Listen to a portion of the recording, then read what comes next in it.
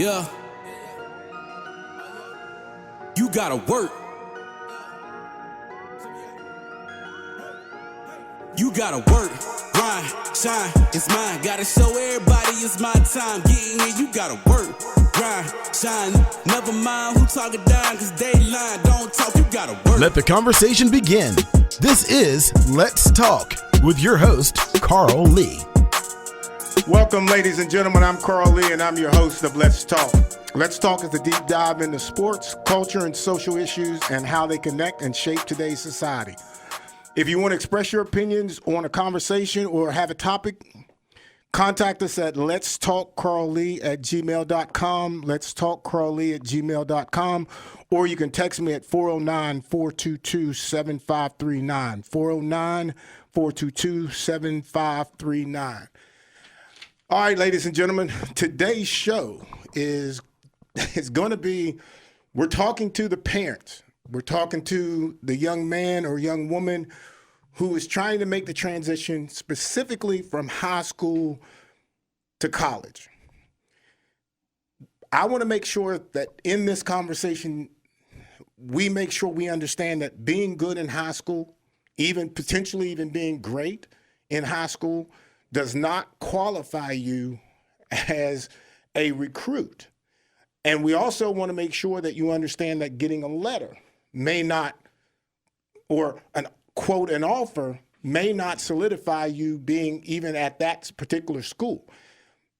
We've got some folks here today that I think are able to give us some information. So I'll let everybody know, to my left here is Hollis Lewis. He's my co-host.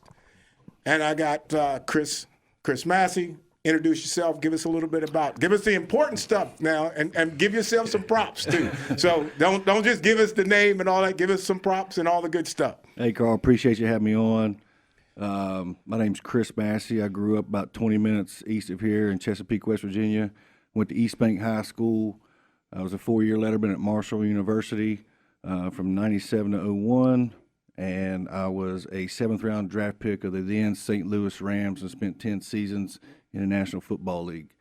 I retired, moved back home with my family, and I'm an assistant coach at Winfield High School. Nice. Now let me get a little bit more information, just because I kind of know a little bit more about the story. What did you play in high school? I was a middle linebacker and fullback. What did you play in college? I was a long snapper. And when you and I want people to understand how specialized a long snapper is, and the idea of playing 10 years? 10 years. 10 years at a long snapper speaks volumes. People don't think about that position, and it is a critical position that makes a team be able to do almost everything they need. It helps the offense, it helps the defense, and that is a critical position. And I think, we don't have people thinking about, hey, could I be a long snapper? You're crazy if you're not thinking about that. If you're not good at another position, not saying Chris wasn't, but because you got to get to college on something, and he got to college on his play. He's a good fullback too. A good fullback, all those kinds of things. But he ends up having a career as a long snapper. And I think that's something that is extremely important, because every position matters. All right? Young man, give us a little bit about yourself. How you doing? My name is Joel Felder. I'm from Fort Lauderdale, Florida. I play running back right now at West Virginia State University. I'm an all-conference running back. Appreciate you guys for having me. And he started playing football at the 11th grade. Yes, sir. Okay. So that in its own self, that'll be part of the conversation as we move down the line. So let's get started here. Mm-hmm. So let's talk. All right. Here's my problem, and we've talked about this once before, Hollis. Yeah. Transitioning from youth football, middle school football, high school football, college football, and then, if you're blessed, the league. The most critical transition is from high school to college, because everybody needs a college education, and a lot of athletes use sports as part of that way to pay for it. Yeah. And when you start to look at the high school guy or young lady who's out there, who's playing the sport, and she's good, and he's talented, that does not, in my thoughts here, that does not justify a D1 scholarship. Yeah. Because the talent level is way different, and the expectation and the requirements that you have to get to that level is totally different. And then when you get there, that's the shock. That's the shock, because it's not like youth football. You know, parents, you don't get a say. If you get that scholarship, if you get recruited college, when you get on campus that first day, first classes that you have to go to and go to practice, you have no idea what that's like. That's part of the reason why this cast is here, because we've got a guy who's in it, who's going through it, and very successful at it at this point, and guys who have made that transition. Yeah. Hollis, tell a parent, tell a young man, young lady, what you think is the most challenging piece from high school to college to make that transition. What do you need? You're already good. Everybody's thinking that you're good. You're in high school. You know, quote, you've got some offers. You got all that. Yeah. But that's not a sealed deal. Yeah. I think, and first of all, Chris mentioned he's from Chesapeake, so shout out to Mayor Hill up in Chesapeake. But I think the critical piece is, to me, is coming in with the correct attitude and coming in with the ability to focus and have time management. Because I think we've mentioned this before, as far as like when you are stepping up a level and you're playing with guys from across the country or guys from the region, all of a sudden you may be the best in your town, you may be the best at your school, but now there's athletes from everywhere and they have all these different amazing skill sets. So you have to be able to come in, I think, with a tad bit of humbleness, but with the ability to have the correct attitude and to.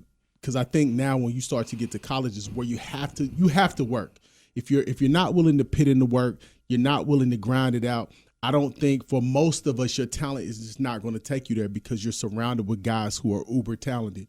In addition, academically, you have to be able to manage that time. Because I think, as we mentioned, there's a lot of talented people who go on to the next level who get opportunities, but they phased out because they can't handle the academics. They can't handle the rigors of what a collegiate program is. As far as you have to be able to get all your assignments in, you have to do things socially, you have to do things athletically. So you have to be able to come in with the right attitude, and you have to have great time management skills. Chris. You know, I think before we even get on campus, like Hollis said earlier, to me the biggest key for a high school athlete is being humble, understanding where they are as a player. Okay, Yes. Quit listening to mommies and daddies tell you how good you are, and this, that, and the other. Be humble and realize where you're at. We got some kids, you know, in our program that have an opportunity. But when I speak to their parents, I tell them, look, let's be realistic where your son's at. He has an opportunity, he has that ability, but if you're going to go on the camp circus, let's pick some camps, some lower D1, 1AA schools that he can have a legitimate opportunity to get a scholarship. And if something else happens and, you know, that all rolls downhill and you get that opportunity, then that's up for you to decide. But being humble where you're at, and being able to play multiple sports, being able to play multiple positions. You know, we had I'm sure, Carl, you've heard this before, in the NFL, the more you can do. Yeah. And when I talk to the kids, whether it's at my program or a program before, I said, what are you going to do to separate yourself from the other 200 kids that are recruiting across the country, especially here in West Virginia where it's a little tougher to get recruited? So by that, I'm like, do you play kickoff? Do you play punt? Are you a gunner? Are you playing corner on the punt return team? Because, those are all important positions, and every special teams coach is looking at that specific position. If you can fly on the punt team and you can beat double coverage and you can fly and make an open field tackle, you're going to get on the squad. Yeah. Every year in the league, we had a guy make the team just because they can do that. So I think being humble as a high school athlete and being realistic where you're at, and I can speak from personal experience. I mean, I was 2-time All-State. I was All-American at East Bank. We won a state championship. You know how many D1 offers I got? 0. Damn. Hey, that's real talk. Did I get even invited to a recruiting trip? No. I had to kick the door down at Marshall. I didn't even get invited to summer camp. So I had joined the team the week of the West Virginia game. So are they going to pay me any attention? Nope. No. I was number 115. That was my number. Running the scout team. They did everything they could to run me off campus. And, so from personal experience, I wasn't humble enough to be realistic where I was at as a player, especially in high school, in West Virginia high school football, playing in AA, this, that, and the other. So I had my goals set on, West Virginia and, teams like that, programs like that. I didn't go to, Ohio's or Kent State's or Toledo's or Akron, any of those type of schools, James Madison. I didn't do any of those camps or reach out to any of those or have my coaches reach out to any of those because I honestly thought I was good enough to play big time college football. And when I got down there, I realized, it's a little different. Yeah. And, I realized really quick in the spring of '98 that I would never see the field as a linebacker, ever. I talked to my position coach, Coach Kelly, and he was like, well, Chris, we got Max Yates coming in, who played in the league for 3 years. We got Eddie Smolder and Duran Smith, and he went on down the line, and I was like way down here. So I was like, man, I ain't never going to get to play. I didn't even get any reps other than individual period. So I was like, I got to do something to get on the field because I know I can play Division I football, and I only had another year for my family, to be able to go to school financially down there before I'd have to transfer. So I went to the special teams coach and said, hey, I can long snap because I thought there was an opportunity. There was only one guy on the roster that could do that. So I switched and, ended up beating him out in the spring and ended up beating the kid out that they recruited in the fall. And both of those sat behind me in '98 while I was a walk-on, pay my own way, and then they put me on a scholarship in '99. Nice. So, I just think you got to be realistic where you're at and being humble. And, you get to these college programs this day and age, and they got everything for you. Academic advisors, time management counselors, player development, but you got to be able to stay on task and be organized. Yes. For sure. All right, so Joel, so you start playing football in the 11th grade. Yes, sir. Okay, and within 2 seasons, you find yourself at West Virginia State and on the cusp of breaking rushing records, which these are probably, I'd make the case, Hollis, that all of those guys that the records that you're getting ready to break has played football forever. And some dogs too. Yeah, and some straight up dogs. Yeah. And so, what was it that when you, what first of all, why did you decide to play, and tell us what it felt like when you first got dressed. Somebody handed you the ball or you had to tackle something. What was all that like? Because I can't imagine starting the game at age or in the class of the 11th grade. That seems like that's way too late for me. The 10th grade, my the 10th grade of spring, I got interested in football. Me and my friends, we just wanted to try something out new. Before, I was just like a scholar kid, just being a regular kid. I wasn't really focused on sports. So my 10th grade of spring, I tried out for the team, and it was so bad. It was bad. Was the team bad or were you bad? I was bad. I was bad. Okay. My performance was bad. Everything was just bad. And like my coaches, Florida coaches, they were being a-holes to me. Like they would let me know about myself. They'll let you like they're not gonna sugarcoat it. They're not gonna do We nothing. talked about the other day, truth, right? Yeah. They're not gonna sugarcoat it to you. They're gonna let you know what it is, how you're acting, how you playing, everything. So they did that. I didn't like it. They did it in a bad way, really. Like you don't talk to a kid like that. They was talking to me some bad ways. So I'm like, okay. Hold on. Keep your thought. Me and Chris are laughing because I already know where Hollis is on that. But that's all we knew. Well, hold up. I played for Coach Edwards and Old Man Edwards, so Okay. I got it. Trust me. So it's funny though that again we've talked about this before. This younger generation, they don't handle well getting yelled at and all that kind of stuff. Getting cussed. Because that was the reality of what we knew. I mean, that's all you got. You fumble, throw an interception, miss a tackle, you getting cussed out from head to toe. And this generation is not comfortable, but I'm sorry, but I wanted to make sure because we were all laughing at that. Like, what is he talking about? But yeah, Go ahead. I used to ask Coach, like, Coach, I can get in? He used to like hand me the water bottle. He'd be like, nah. He said, nah, you can hold this though. Did he time you in your 40 before he handed you the water bottle? Though? There you go. He wouldn't even let me run before me. Okay. My cleats were too high. When you ran that 40, it changed, though, didn't it? Yes, it did. I'm gonna get to the 40 part. So, all right, I'm like, okay, I don't like this. I don't like how they treat me. I know I'm better than this. So I was transitioning to 11th grade. That summer, I just went hard. Like I was watching Ed Reed really.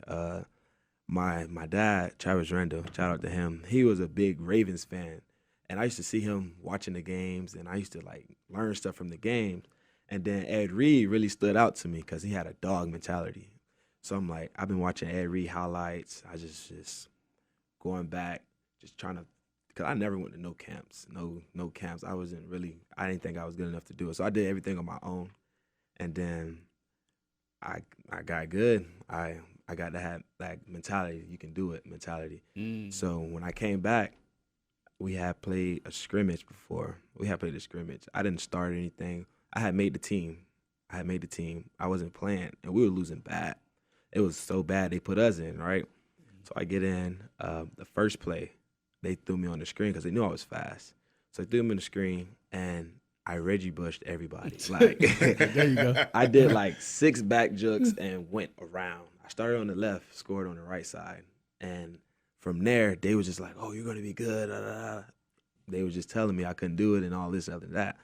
So I stayed with the school, and it turned out to be good. I came their star player, and everybody else left because we was trash. So the team was trash. I could have left, but I know the grass ain't greener on the other side. So There you go. I stayed. And You talking his language now. You talking Coach Yeah. Lee's language That is now. good. See, that's the right there. stuff. That's like you and what was even more important. You said most of the folks left. Mm-hmm. A lot of the team left because the team was quote trash, but you stayed because you was building your own Yes, sir. your own journey. Mm-hmm. And I don't understand what that is about parents and kids wanting to transfer. Wherever you go, you the same player. Yeah. Regardless. And either you are or you aren't able to play. I scratch my head when I hear them saying, well, I transfer so my son can get a better opportunity. I'm like, if your son's good enough, they're gonna find you. Mm-hmm. Am I not gonna play the best player mean- because I got an ego too. I want to win too. You know, so I gotta want to play the best player. Now I get daddy ball, but daddy ball ain't happening when you want to win.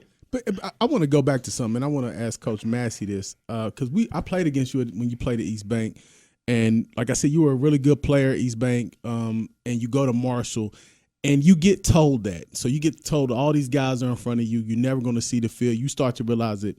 How does your ego not break? How do you just say, man, screw this. I'm going to go to a school that was interested in me.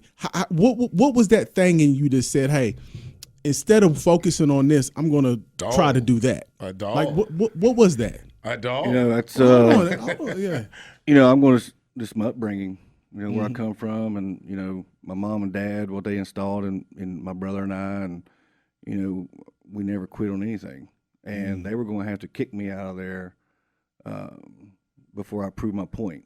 And if I just got to step on the field one time, you know, I achieved my goal. Or if I wasn't good enough or whatever, but I got to play one play, that was my goal, to play big-time college football, because I always thought I was good enough. And it just fueled me. I mean, a lot of kids, well, there ain't no kid in college this day and age is going to do what I did. They'll just take their ball and go home and enter the portal. Yeah. You know, and that's good in some situations, but there's just something about us West Virginia boys. We play the chip on our shoulder because, you know, we get no respect, none whatsoever. Yeah. Go ahead. You smiling. You smiling. Cause Say I what mean, you gotta cause- say. What you thinking? You're looking at your boy. The He's like, hanging in term here West with Virginia you. boy is just like, I don't know. Y'all don't get no respect. I'm sorry. I don't know what it is. It's just I don't know. Okay. But that is a dog mentality, though. Everybody, it don't matter where you're from, really. Right. It's just where you're Either headed. you have that or you don't. Yeah. But I'll make this case. I think West Virginia athletes, which we're switching a little bit, but that's okay. West Virginia athletes, you get due media-wise for a second, and then as you move up the chain, all of a sudden there's the negative parts. They start to talk about you on a negative piece of it. Because there was an article about me saying that I would, you know, there's no way I could play at Marshall. You know, and Marshall was This is nothing when you to was in Marshall. high school? This was when I was in high school. When I decided to go to Marshall, they're telling me I can't play at Marshall. You know, there was question of whether or not I could play, and I took visits to Concord, Fairmont. Like, I went there. Yeah. You know, because I wasn't sure where I was going to go. You know, and to Is me, this a journalist we all know who wrote this article? You probably, you we all know who wrote that article. You know, and when you start talking about,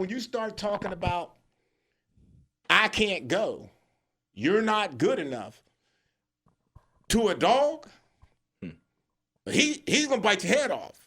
You know, let us take a quick break here, and we'll come back with Let's Talk. So we'll be right back. You're listening to Let's Talk with Carl Lee. Sponsorship opportunities are available. Email letstalk@promessage.com or call 304-342-8131. For more information, visit wchsnetwork.com/Let's Talk or like us on Facebook. Let's Talk with Carl Lee. Now, back to the conversation.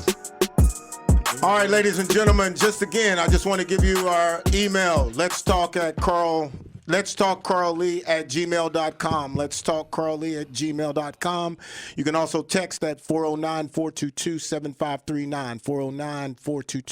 409-422-7539. Joel, jump back in here and kind of tell us a little bit more about your story. And trust me, and he's the young man on the show. He's the current player, and these grown men, we tend to jump in and jump out. And we got to hit our points. We forget, so we got to hit our points at the time. So we want to give you some time on the mic.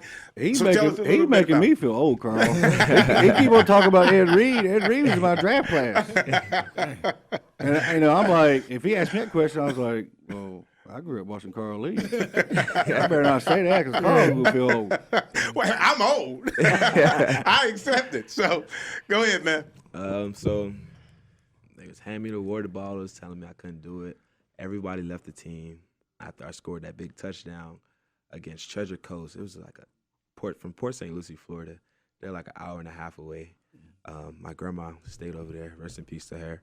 I scored on them. Ever since, my coaches, I guess they seen the star in me from there, because they was always on my back and like how good I was, and you feel me.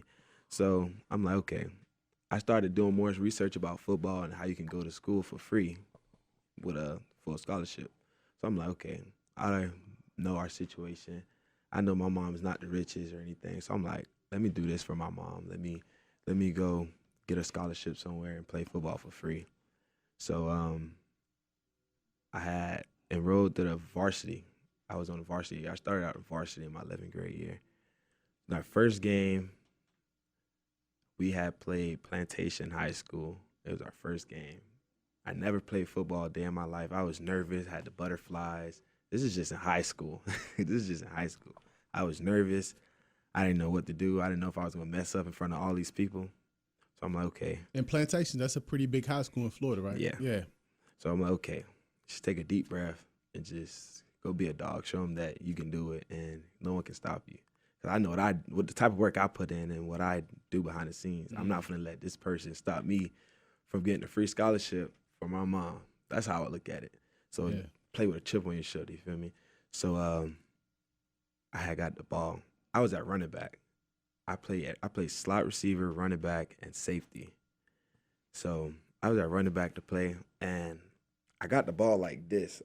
I know the audience can't see it, but it's called the bread basket. Like a bread basket. That's called the bread I basket. grabbed the loaf of bread. Loaf of bread. Yeah.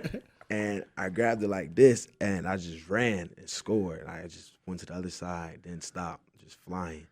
And I kept it on a couple more games. 11th grade year, after my 11th grade season, my name started to pop out. And they started making articles about me and how I can be a high potential player. And at this point, I'm getting all the University of Kentucky's, the Georgia, a lot of D1s, just mail inside my mailbox at home. So I'm like, Mom, they offered me, Mom. You feel me? So I'm like, okay. I had to come to realization that these aren't offers. I'm just on the board, and they just see interest in me. Say that again. For anybody who's listening who thinks that that offer is a guarantee. What is it? It's just it's just something verbal. It's not an offer at all. It's just thank you. They just interested, and you're just on their board. And with a whole host of other host of other people. You could be at the bottom of their board. Right. You feel me? It's nothing to send out mail to anybody. So I started getting these, and this is when COVID hit. COVID had hit when I was like my transitioning to my 12th grade year. COVID was bad. We had to go back to online schooling. So at this point, there's no practice, there's no nothing. And then my high school coach had got fired. And then my high school, they still wanted me to stay, but like they didn't have no coach or nothing. And I know I wanted to get to college, and my neighbor, he was a high school coach. He had seen me taking out the trash one day. You know, he's a high school coach, so we played them and everything. And he showed me this running back. It wasn't a drill. It was like a lesson that he was just like, do this instead of this. He put both of my feet. I got in my stand. He put both of my feet on a brick so they won't go back, because I was false stepping a lot. Yeah, that's what it was. And he's seen that. And his name, Coach Harden, shout out to him. He showed me that when I was taking out my trash. I'm like, okay, he really cared about me. You feel me? He wasn't even telling me to come to his school. And all these other people telling me to come to this school. I'm going to go to this school. So I went to this school. I had number 1 when I was at my other school. So at this point, I'm big in the city. I'm transitioning schools right now. You know, it's hot. So I switch. Mind you, they already have a team. So I'm thinking I'm finna be the big bad guy. I think I'm finna, my name's everywhere. I'm thinking I'm finna overrule this. So I get there, and I demanded number 1. I'm like, I want number 1, or we're gonna have a problem in here. You feel me? This is my number. Y'all wanted me. You feel me? So he humbled me quick. He was type of old school. He humbled me quick. He let me know you're not getting number 1, and he stuck me with 7. And throughout that season, COVID was around, so we couldn't really do a lot. They limited us to 6 games, and we had lost the first round of our playoffs. And that was the first time that school ever been in the playoffs. So really, you only had a year and a half in high school. Yes, sir. Well, okay, so let's jump forward. Where did state come in? Okay, after high school, since all the COVID and everything, since I think they had passed the rule, like the seniors had to do another year in the NCAA. Mm-hmm. So a lot of schools didn't have a lot of money to give out scholarships. So scholarships I had got taken away, or they wasn't responding or anything no more. So I'm like, okay, I got to do something. And FIU, that's Florida International University, that's down in Miami. I had one there for a walk-on. I had to walk on there, and when I got there, I knew it was like better. People way better than me. Like, I'm not the biggest cat. Like, I can't come demand no number over here no more. It's college. So you learned that lesson. Yeah, I learned that lesson. And I got there. They recruited me as an athlete, but they wanted me at running back. So I was at running back. They recruited me.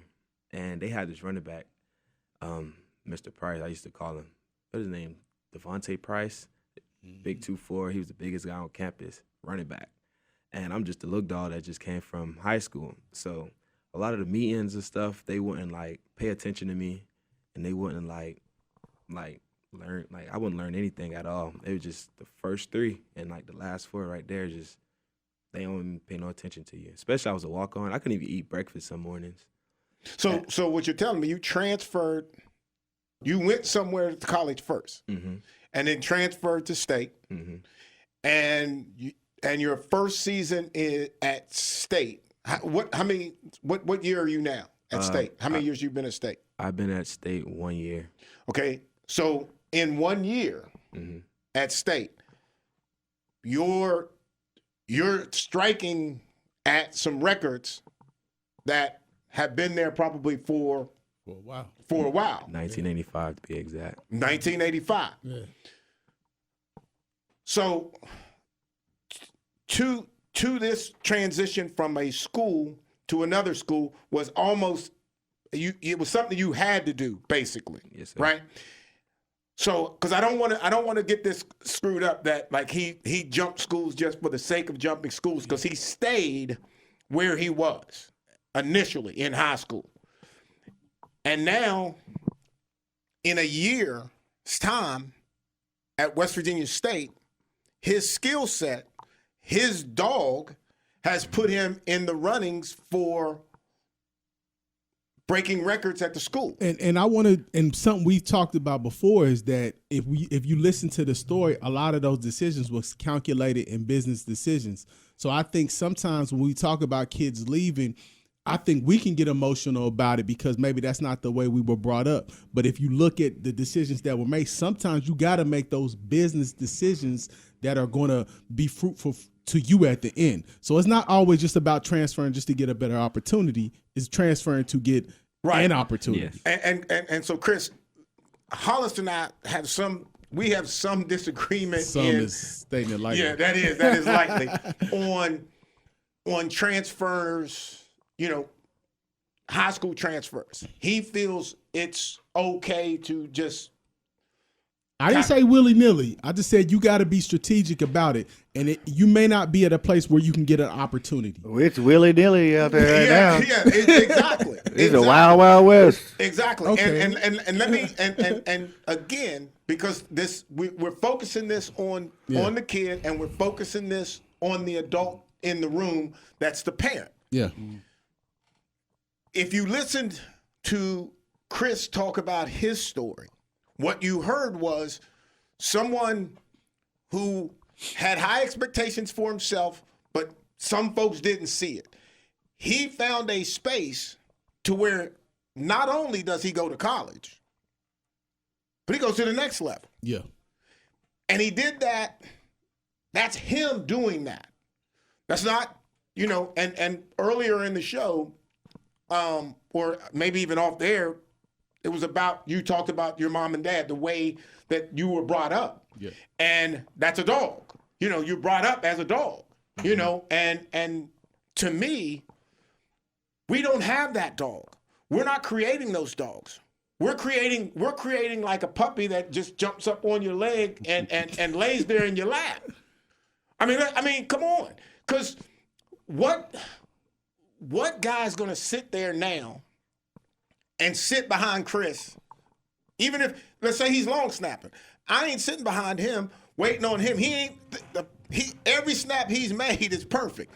So why am I waiting on him? I'm leaving. But what is that? I let Coach Massey go. But what I'm saying is that even within that, right? Coach Massey made a business decision within the context of the team. So linebacker, fullback may have not worked out, so he looked at a different position. Are we teaching that? Like saying, if you can't play quarterback, you can't play receiver, maybe you need to go to safety. I'm just saying, are we teaching that though? Yeah. Because it's all business decisions. That's what I've heard. Look, Chris. Hey, look. See, he ain't even talking to me. Look, I ain't even talking to you. And look, Joel and his boy, they high five. Hey, I'm like, so right there with him. he got a point though. So, Chris, here's my thing. The business decision, when I make a business decision, I'm making a business decision because I cannot do something. Not necessarily. The opportunity might be better. Darian Scott. Scott. Okay. He played for the Here's my thing. Hey, Hollis, do you really think I wanted to be a long snapper for 4 years? No, you didn't, but you made a decision. And it was I mean, But it he was. made a decision there. He could have left and went to I another got you. school I and mean, tried to play linebacker. That's a fact. That was my ultimate goal, was to be a linebacker. Because I was like everybody else on the team. What the hell are them damn kickers over there doing? You know what I mean? And I never wanted to be associated with them. I never wanted to be caught down. I mean, because we wasn't doing special teams. I was in the gym lifting weights, And that's visible you now. know, Okay, so I never wanted to get caught, with that stigma. Right. Even when I got to St. Louis and Coach Marks called me on draft day, he said, "Hey, Chris, we're going to take you with the next pick. We know you played some fullback in high school, so that's where we're going to put you." And, man, I loved it. Yeah. I mean, I ran a scout team. I was the first guy up. I mean, I just felt like I was more, in part of the team. And then, when March left and Coach Linehan came in and he shut me down and sitting me over the kickers, I was in a state of depression. I was like, man, I'm stealing all this money, Well, but depression with maybe a nice check at the end. Well, yeah, I can deal with that. I'd have played that game for free. They moved me to corner. I played corner a couple times at Marshall, for whatever the reasons, but I was a safety. Yeah. So the Vikings take me as a corner, and I'm like, okay, this is all new. I moved back to corner or back to safety my second year, and the very first thing that I realized was I didn't want to be part of that. Walter Payton helped me realize that I was not. You was chumming downhill. I need to get as wide as I can get. I don't need to deal with him. All right. If I got to deal with him, I have a way out on the sideline compared to him straight down the middle. You might grab the water bottle. Yes, I grab the water bottle. My man's over here going, "Who's Walter Payton?" Yeah. But it's the same thing. You can look him up. You need to look him up. And You trust definitely me. need to look him up. Yeah, you definitely need to look up Payton. Oh no! So, But it's the same thing. Like I will say, Darian Scott played at Capitol. He plays for the Redskins in Minnesota. One thing he told me when he's at Ohio State, I asked him. He was a great linebacker. I mean, he's big, fast, everything. I'm like, dude, why are you playing D lineman? He's like, man, I said it was either that or I need to get on the field. So it's like and I think from this conversation, you got to make those business decisions when you out there. So it may not your business decision may be another school, or it may just be another position. And I don't think that gets talked about. Like, just because you're not playing here at this position, you may be better here. But who's supposed to make that decision? Because Coach Massey telling them the truth. He's telling them the truth. He's telling them the Like truth. you said, but the somebody moment, gotta tell you. but in certain places, if you tell them the truth, like, dude, you are not a corner, then you have offended them. You're not a quarterback. That's true. Can you imagine trying to tell a kid he is not a quarterback? And now his parents has watched him be a quarterback all the way through his youth football, middle school football, and now here he is in high school, and the coach is looking at him, or he's a high school quarterback, and he's coming to Marshall, and first thing the coach says, "No, you're gonna be a corner. You're gonna be a receiver." What are you gonna do? It just depends. I guess it depends the kid, right? I feel like he should be like, he just got to show him. Like, you feel me? You just got to show. You can be whatever you want for real. You just got to put that work in, like, to do that. If you don't put that work in or take a day off or any kind, That's the key. But see, that's what's behind what Chris was talking about. He buckled down and said he's working. He's going to work. I was always in my mind, I'm out working anybody that I'm going to go against. Mm-hmm. That's just, no one's going to get up and hit the road 5:30 in the morning for 18 weeks just to get ready for 4 weeks of camp and 16 weeks of the season. Nobody, I don't have a guy that's going to do that. And so for me, work is easier than leaving because you can't compete. I'm sorry. There's because if we don't understand, like, I live in the community, I'm about the community. I live in this community. I'm going to play with the guys who I've come up with my entire life. I'm leaving because of selfish reasons, because I'm not happy, because, Chris is sitting in front of me. Go get him. Go beat him. Or make the case that you need to go to another position. Coach, can I play another position? Yeah. I mean, there's options. There are business options inside of the business deal other than just jumping ship. And I think that's the point that has to be made, right? There's I liked how you said that. There are other business options besides leaving. And I don't think that's been explored enough, right? Because we've talked about in the show for the last several weeks, we talked about just leaving. However, but like we said a couple weeks ago, somebody got to tell you the truth, because you may not realize it yourself. Like the coach who Coach Massey had, he's like, bruh, you ain't finna play this. So either you just gonna be happy being in the scout team, or you gonna be find you another spot. Somebody had to tell him the truth. Let me ask Joel. Let me ask you a question, right. And I want you. Okay.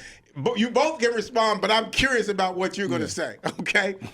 All right. So I'm gonna tell him, like, okay, look, you're not going to be the running back. He five yards away from the record. I'm going to put you at receiver. I'm going to put you at the X, and I think we're going to be able to really benefit from you out on the edge, being one-on-one with these guys. I'm going to bet he's going to say no. I'm going to, if that's what you want, I'm transferring. But what he doesn't know is maybe the coach saw something better than what he knows. You going to say no, right? Nah, I'm different. You feel me? Okay. I like my coach, John Pennington, right now. You feel me? If he tell me to go do something, I got to do it. You feel me? And even if I don't like it, I got to do it. That's the man. That's my coach. So let's go back to high school. Uh-huh. What happens if this happens in high school? Because now this has impact on you getting to Coach Pennington. I'll give it a try. I won't just say no and just, you feel me? There you go. See, I'll give it a try. I can't do that. Now we're on the same page. Now, I already know where he is. You're the only one out there. No. If what I'm saying, if you show and improve at a position that you've been really good at for several, like, and we ain't talking about something you've been all right or teetering, or maybe we got another guy. Why would you just? Did you not hear Chris? No. He what I'm saying, his example is different. You said he 5 yards away from the record, so that means he showed improvement. That's a hypothetical. That's just to make. That's just making it a bigger challenge. That's what I'm saying. So if you got a coach that's gonna come in and say, "Well, nah, you going receiver now." Well, coach, I've been killing him at tailback. What you mean I'm going receiver? That don't make. You see what I'm saying? Okay. To me, you put another tool in your tool belt. The scouts come and see you. I get what Mr. Hollis saying. I know. So why are you moving? Why, like, if you don't have a backup back that's putting up yards like I am, or even close to what I'm doing, not saying no one is not, why would you move me from running back to receiver? There's something. Did you watch Reggie Bush play? Yes, Marshall Faulk too. Reggie Bush played tailback. He played receiver and he caught and returned punts and kicks. Yeah. That's a fact. And Reggie was like that. And look, I never outgrew kickoff coverage. I love kickoff. I always asked to play it. They would never let me play I it. love kickoff. I was an R2, and I was a backup for a guy who was a special teams guy. So he ran down on punts, he blocked on punts on the outside, and he was an R2 on the kickoff. There's nothing, when you look at me, there's nothing says R2 on the kickoff team about me. I end up going in there, but I made the team basically because I got in there. Yeah. All right, let me ask you two something. I'm going to ask Coach Massey, Coach Lee something, just real quick, a little bit off subject. But I was looking at a list, and it was saying like the 20 greatest special teams player in NFL history. One of my favorite players is Steve Tasker, played for Buffalo Bills back in the day. Should those guys, I ain't talking about just kickers, I'm saying like special teams, guys like him, like Tatum Hill, should they get consideration for the Hall of Fame? Absolutely. That position, and I'm calling it a position because there's all of them, are by far Devin Hester the hardest position to play. Mm-hmm. I mean, if you're playing special teams, there's not a question of if you're a dog. It's just how big of a dog you are. Mm. And the fact that you can have a quarterback who's scared to get hit, but throws a whole bunch of touchdown passes, can get into a Hall of Fame, and a guy that's an R2 can't find a way to get in, you're crazy. I mean, how many All-Pros has Matthew Slater got in New England? A lot. I mean, he's a Hall of Fame player in my opinion. Because my argument is this: when I look at guys like Steve Tasker, when I look at guys like Robert Ory, and the fact that they're not even eligible, the fact that they're not getting Hall of Fame looks is an indictment, and we're teaching kids the wrong thing because we're saying like you can't be good at this and get the ultimate prize. Well, that's a different subject. I'm just, it is, but again, it is doing what you're asked to do. Yeah. Mm-hmm. And I think that's the most critical piece that I think young athletes don't get is, and or the parents. Because the first question you ask, right, is, wait a minute, why would you move me if I'm doing good? Mm-hmm. They moved me from corner to safety, back to corner. Now, I played safety my entire life. Would I have thought that corner was going to be the position that would do? No. But you know what? Sometimes coaches know more than the parent, and maybe even you as the player. What you mean, Coach? I've been studying YouTube for 10 years. What you talking about? Exactly. What you talking about, Coach? And I hear people talk all the time about, they talk about bump and run, and they said, I got this off YouTube. Hey, I don't know if Pete Carroll is doing any kind of demos on YouTube, but I'm going to assume that all I can do is give you what he gave me. Yeah, I don't know it. I mean, I know it now because he gave it to me. Mm-hmm. But parents will, and I got nothing against people who do training and all that kind of stuff, but I'd like to think that trainer has some background to have some knowledge of what's required. Yeah. And if we go back, if we step back a little bit and go back to the parent in the room who is unsure about where their kid should play, or they don't want him or her to play there, what do we say? What do we say to them to make that make sense to them? That we, I'm not gonna say, I say we, Chris as a coach knows better than they know. Yeah. How do we convince that parent of that? How do we convince that player? Chris, how do we? I know that he has no choice, but if you wanted to really try to convince him into this other position, and the parents like, well, he's played this position for 3 years now. This is going to be his senior year, and all of a sudden you want to move him now. Why would you do that? How is he going to get a college scholarship? He may not even be on the board to get one, but that's the concern. What do we do with that? like I said, it all comes from upbringing because you're going to have some kids, yes, coach, whatever you need. And then some kids are going to be like, man, I ain't doing that. Or if they do it, they're going to go about 60, 70% at doing it to where they're so bad at it, you're going to have to move them out anyways. In my opinion, because we got, and it also comes from the culture you're from. Right. You know, right. what, if you have culture at your high school program, you will be successful. If you don't have culture, then there's where the transfers come from. Yeah. And you have to be able to develop your own kids from a youth program all the way through to build that culture. It has to go, you know, it starts with the head coach.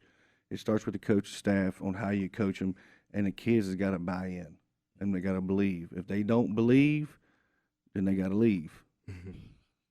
So I like that. I like that. you know, and to me, it's the biggest thing. If you hold kids accountable, okay, and you make this like off-season workouts, off-season strength conditioning, it's not mandatory, but as a coaching staff, you know, we know how important that is, you know, because we all play Division I football, Coach Smolder and I, and we got a couple other coaches that play college football. But if you hold them kids accountable to showing up, and if they're not showing up, they have to text us and let us know they won't be there. You know, that's going to make them want to come because they don't want to be that one that misses. Culture. So we averaged, in the off-season program at Winfield, we averaged 66 kids at 6 a.m., 4 days a week. We had 23 eighth graders that would get dropped off, and they would ride after workouts, they would ride the school bus to the middle school. So you have to have culture. You have to build it. They have to buy in, and they have to believe. And if they don't, they got to leave. So tell us the typical schedule, you know, for the kid who's hoping to play college ball, for the parent who hopes their kid is going to play ball. What's your schedule in the off season getting prepared? In the off season workouts, wake up at 5:30 in the morning, and you feel me, get yourself ready. You gotta hurry up and get to the facility. You got 6 a.m. lifts and lift heavy off season. You gotta get your body right, conditioned. 6 a.m. Lifts last for about an hour. So 7 to about 7:45, we'll have position meetings. After position meetings, we'll have a team meeting. We'll have a team meeting, and then we'll break off offense, defense. And it's only like 8:30, 8:40 right now. We're meeting. We go to class from 9 a.m. all the way to 12:30, 12:45 because we have to be in the training room at 1 p.m. to get tape for practice. So from 9 a.m. probably to 12, you're doing your schoolwork, classes, going to class. You come back, no rest. You probably get a 5-10 minute break between class, but it goes just like that. You pop back up, 1 p.m. You have to get to the training room. You have to be back down to the field by 1:30 to meet again, to know what you're doing for practice. You practice from 2 probably to about 5:30, 6, depending on how practice going that day. And from 6 all the way until 10, you have your homework, study time. 11 p.m., lights out. Jeez. Now, understand. Let's imagine that parent, right? That parent that is, you know, thinking that their kid is super special and all of that. They don't understand that schedule because that's all day. All day. Every day. All day. You got to be mentally strong. And what if you're not on time? Oh, hey. Right. That ain't even worth talking about. That ain't worth talking about. Go ahead and Coach time. and see, and it is hard for me to imagine and I know this is hard for you to imagine, but I know you know it's true. Yeah. If you come out late to practice and you come out in pajama pants, you already late. You already late. Man, I'm taking your scholarship. I mean, but okay, let's just say, and if this is in high school, right? If this is in high school, what you have done is you've essentially said to yourself that I'm better than the program. I'm bigger than the program. I don't have to listen to what the rules are. You don't, and I think that is the challenge I think that we have for young athletes as they go up the ladder, especially from high school to college. Yeah. That schedule and being on time to everything that you have all day long, they don't know. They don't get that. And they check your classes. Yes. They're right there waiting for you. What's even worse is an incoming freshman who has to leave mommy. Yes. That was one of the biggest. So we had, yeah. We put 2 kids at Marshall out of Winfield. One of them, they got 2 different paths, 2 different journeys. One of them was an all-state linebacker who was 5'9", who ran a 5 flat, 4.9 5 flat. But he's as tough as nails, state runner-up wrestler, and he was a long snapper. So he got a PWO. Yeah. And was able to go down there this summer. The other one was an all-state center and defensive end who hopefully they want him to come down there. Depending on the numbers, he'll be able to join the team when school starts. If not, if they got too many numbers, he might not be able to join the team till spring semester. And PWO, for those who don't know, is preferred walk-on. Yeah. So, I gave Logan Howe, about 2 weeks, and then I called to check on him.